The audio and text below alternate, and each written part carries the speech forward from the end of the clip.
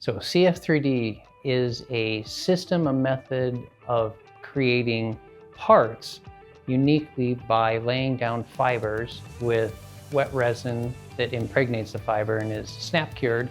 And by that snap cure, it allows the fiber to be held in place temporarily until it gets completed, cured in the final bake oven. We are on bleeding edge technology, and my personality type loves to challenge and move and grow in ways that nobody has ever done. I really enjoy innovation, and not just innovation in product, but process. And the neat thing about CF3D is it's a blend of process and product innovation that has to happen, or neither of the two happen. And I'm very passionate about process.